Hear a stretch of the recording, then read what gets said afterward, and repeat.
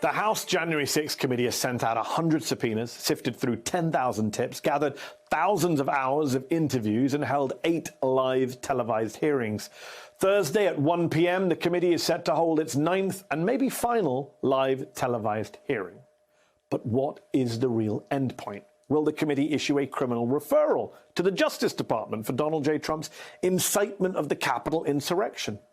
We don't know. What we do know, according to the Washington Post, is that on Thursday we will see new evidence showing Trump had been warned repeatedly of impending violence on January the 6th, and he stoked the flames that day anyway. That evidence, according to 3 people who were briefed and spoke to the Post, will include new video footage and internal Secret Service emails that appear to corroborate parts of the most startling accounts we've heard yet. Remember Cassidy Hutchinson testifying that she was told Trump lunged at a Secret Service agent who wouldn't take him to the Capitol? How many more revelations can there be? And where does this all lead? David Henderson, Lisa Graves, and Susan Del Percio are back with me.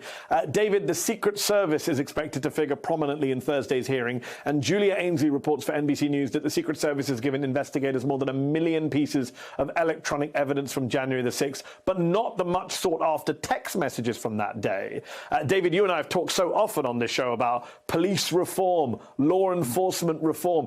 Isn't it time we talked about the Secret Service too? Maybe the Secret Service still has too many secrets.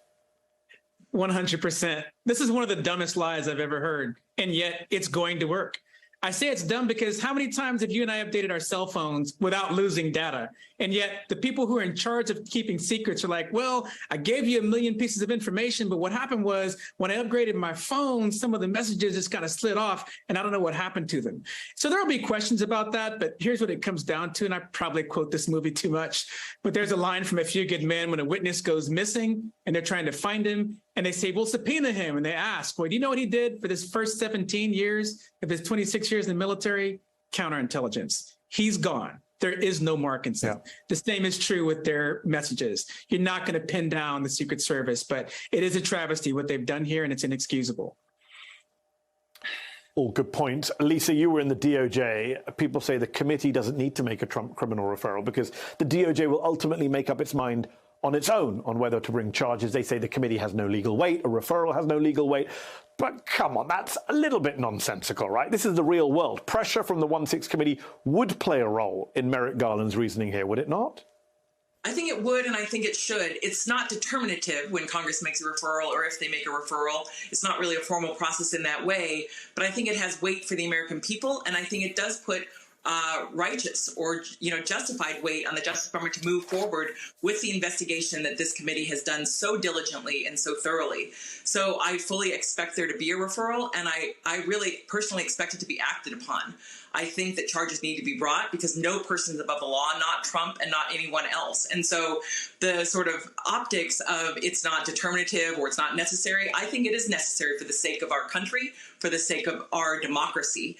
And I hope that that referral, which I think will happen, is taken very, very seriously by the Deputy Attorney General and the Attorney General of the United States.